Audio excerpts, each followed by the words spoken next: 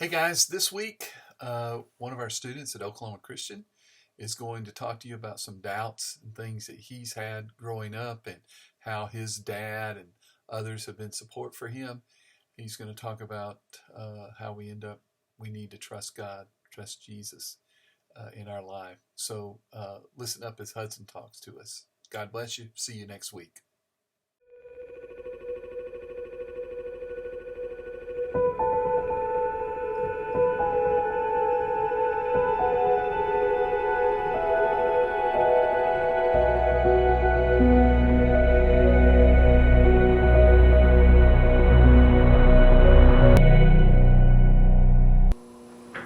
I am incredibly anxious to be sitting here. I fear greatly that what I'm going to say to you, what I've prepared to say to you, isn't going to connect with any of you.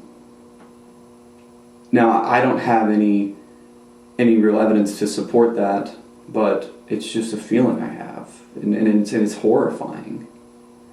I think what's the scariest part about it, at least for me, is I can't reason with it in the slightest, Doubt is not in the slightest an intelligent feeling. I mean, sometimes you may have a doubt that seems merited, but it can rarely be defended.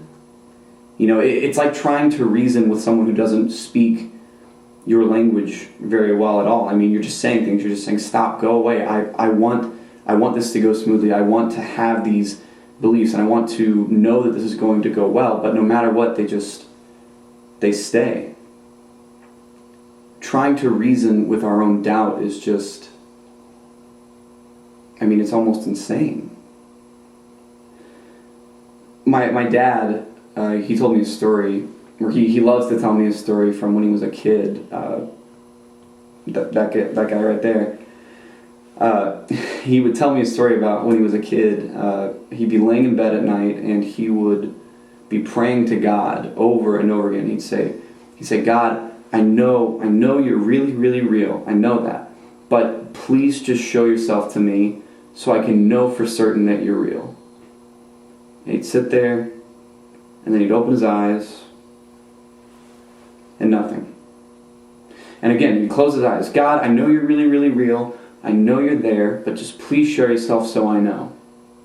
He'd open his eyes, and nothing.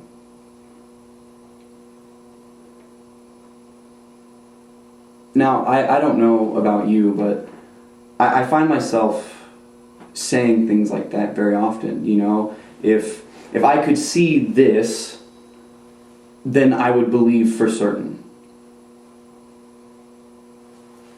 What I think is fascinating about that is we have 12 pieces of evidence in the Bible that completely prove otherwise. I mean, the 12 disciples followed Jesus for years, and for years they were first-hand witnesses to these incredible things Jesus was doing over and over and over again. They were walking with the man, with the God that created everything and everyone.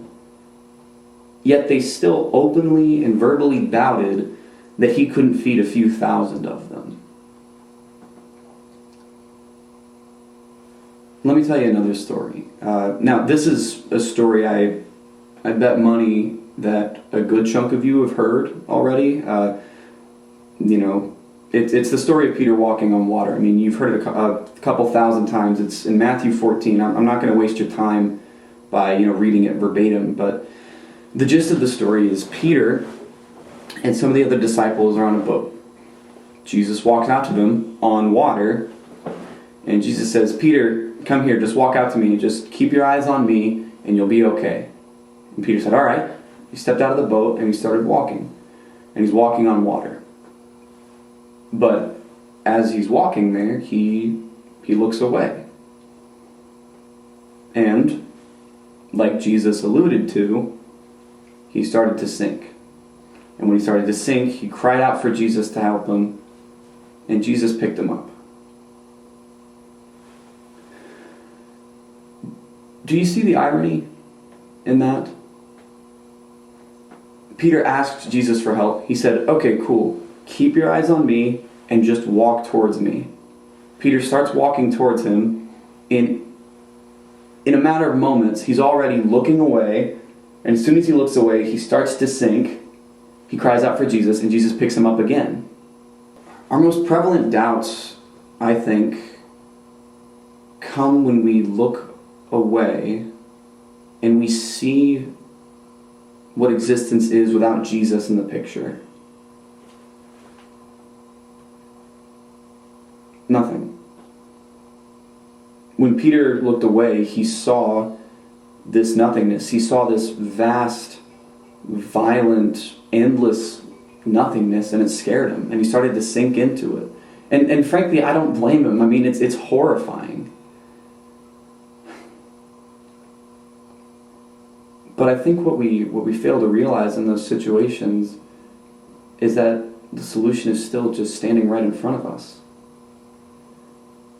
And all we need to do is ask him for help.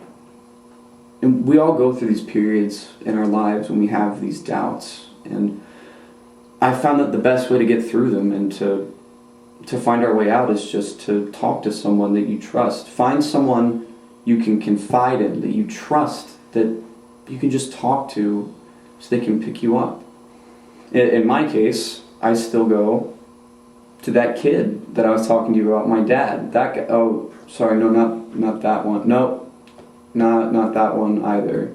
There you go, that's the one, that's the one. I don't usually talk to my dad about doubt when he's, dressed like a space cowboy or in drag, but I think you get the idea. I trust him. And when I'm feeling these strong doubts, I just talk to him about it. And it's the perfect solution. He picks me up and he points me back in the direction that I need to go so I can keep getting closer to Jesus, so I can keep walking. So I want to leave you with this. I want you to think about what turns your attention away from God. Now, I know that's a question that you've probably been asked a lot, but I would encourage you greatly just to really think about it. One instance was very recently. I lost one of the biggest mentors in my life to COVID. It was very sudden, and it hurt. And he was a very close friend to myself and to my dad, but we just talked through it. We're talking through it. We're still getting through it, he and I. And without that, it's just significantly harder. It seems impossible. And so with that, I also want you to think about who you can go to. Who can you confide in to talk about these things with? Now, it doesn't have to be your dad or your pastor. It can be anybody. You just have to trust them. And you just have to trust them to pick you up. And all you have to do is ask.